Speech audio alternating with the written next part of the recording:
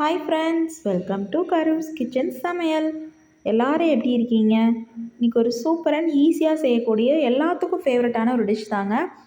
அதாவது மயோனீஸை வச்சு சூப்பராக ஒரு எக் ஆம்லேட்ங்க. மயோனீஸ் எக் ஆம்லேட் எப்படி செய்கிறதுங்கிறத பார்க்கலாம். இது ரொம்ப ரொம்ப ரொம்ப ஈஸியான ஸ்டெப்புங்க. இதுக்கு நீங்கள் வெங்காயம், பச்சை மிளகா எதுவுமே நீங்கள் கட் பண்ண தேவையில்ல. பட் டேஸ்ட் பார்த்திங்கன்னா அட்டகாசமாக இருக்கும். நான் பார்த்திங்கன்னா 2 முட்டை தான் எடுத்திருக்கேன். 2 பிரெட் தான் போட்டுக்க போகிறேன். 2 ஸ்லைஸ் ஆஃப் பிரெட்டு. உங்களுக்கு வேணும் இன்னும் ஸ்லைஸ் நிறையா போட்டுக்கிறீங்க அப்படின்னா நிறையா முட்டைகள் எடுத்துக்கோங்க. நான் 2 முட்டை தாங்க எடுத்திருக்கேன். அதாவது ஈவினிங் வந்தோன்னே இப்போ ஸ்நாக்ஸ் பசங்க கேட்குறாங்க, குழந்தைங்க கேட்குறாங்க, இல்லை டக்குன்னு ஒரு பிரேக்ஃபாஸ்ட் ரெடி பண்ணால் கண்டிப்பாக நீங்கள் இந்த டிஷ்ஷை சூஸ் பண்ணலாம்.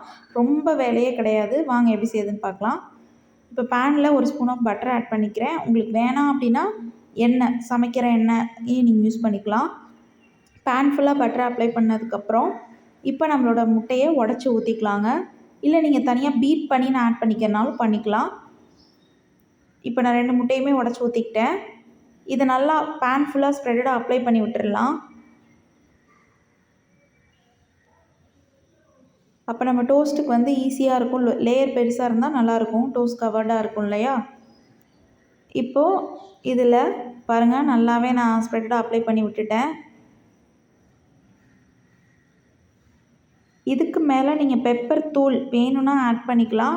நான் ரெட் சில்லி சாஸ் ஆட் பண்ண போகிறேன். எனக்கு அதுவே காரமாக இருக்குங்க. ஸோ அதனால் பெப்பர் தூள் நான் ஆட் பண்ணலை. உங்களுக்கு வேணும்னா பெப்பர் தூள் நீங்கள் கண்டிப்பாக ஆட் பண்ணிக்கலாம் கொஞ்சமாக. இது கூடவே நான் தூள் உப்பு இந்த எக்குக்கு ஏற்ற மாதிரி ஆட் பண்ணிக்கோங்க. நீங்கள் இப்போ 2 முட்டை போட்டிருக்கனால நான் கொஞ்சமாக ஆட் பண்ணியிருக்கேன். நீங்கள் எவ்வளோ முட்டை ஆட் பண்ணுறீங்களோ அதுக்கேற்ற மாதிரி தூள் உப்பு ஆட் பண்ணிக்கோங்க. இப்போது இதில் நான் சொன்ன மாதிரி 2 ஸ்லைஸ் தான் எடுத்திருக்கேன். ஃபஸ்ட்டு ஒரு ஸ்லைஸை எடுத்து நான் ஃபஸ்ட்டு லைட்டாக இந்த பக்கம் இந்த லேயரில் கொஞ்சம் முட்டை அப்ளை ஆகிற அளவுக்கு அமுக்கி விட்டுட்டு இன்னொரு பக்கத்தை திருப்பி போட்டுக்கிறேன்.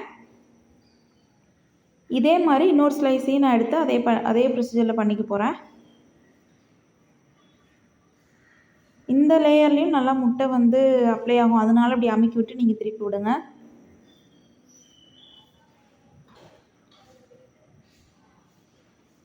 இப்போது அடுப்பை ஃபுல் ப்ரொசீஜர் முடிகிற வரைக்குமே சிம்மில் வச்சுக்கோங்க.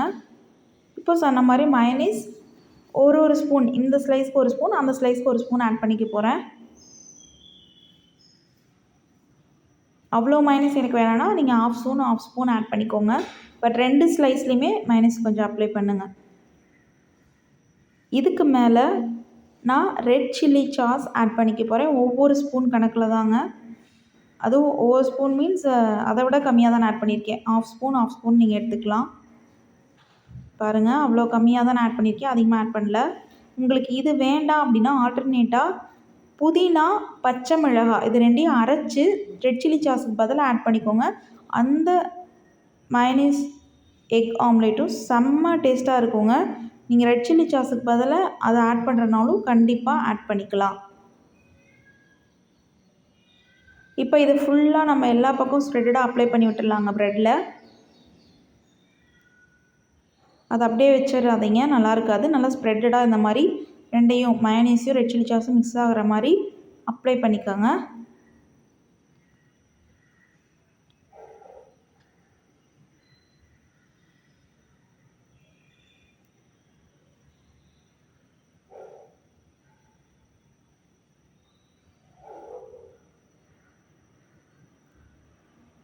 இந்த மாதிரி ஃபுல்லாகவே நல்லா அப்ளை பண்ணிக்கோங்க ஸ்ப்ரெட்டடாக. இதுக்கு மேலே உங்களுக்கு கொஞ்சம் பட்டரோ இல்லை நெய்யோ எண்ணெயோ எது ஆட் பண்ணுறதுனாலும் இதுக்கு மேலே ஆட் பண்ணுறதுனா பண்ணிக்கலாம். நான் ஆட் பண்ணலைங்க. இப்போது அப்படியே அந்த ஒவ்வொரு லேயர் சைடில் இருக்க லேயர்ஸை மட்டும் அப்படியே அந்த ப்ரெட் மேலே க்ளோஸ் பண்ணிக்கலாம். பாருங்கள், அடுப்பை சிம்லேயே வச்சுருங்க. இல்லைனா ப்ரெட் கீழே கருகிரும் இல்லையா, ஃபுல் ப்ராசஸ் முடிகிறங்காட்டி. ஸோ சிம்மில் வச்சே இதை செய்யுங்க. இந்த மாதிரி 2 சைட் லேயர்ஸுமே நான் க்ளோஸ் பண்ணிட்டேன். இப்போது அப்படியே ஃபுல்லாக எக்கோட அந்த லேயரோடு சேர்த்த மாதிரி ஃபுல் எக் ஆம்லேட்டையுமே திருப்பி போடுங்க, இன்னொரு லேயர் வேகணுங்கிறதுக்காக.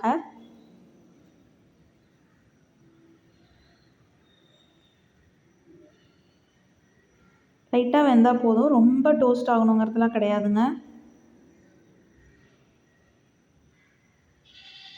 அவ்வளோதான் பாருங்கள்.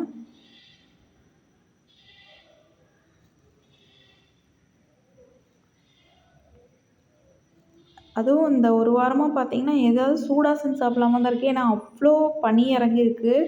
இதெல்லாம் யார் ஃபீல் பண்ணுறீங்கிறது மறக்காமல் கமெண்ட்டில் தெரிவிச்சுக்கோங்க. ஈஸி பிரேக்ஃபாஸ்ட் கூடங்க. கண்டிப்பாக எல்லோரும் ட்ரை பண்ணி பாருங்கள்.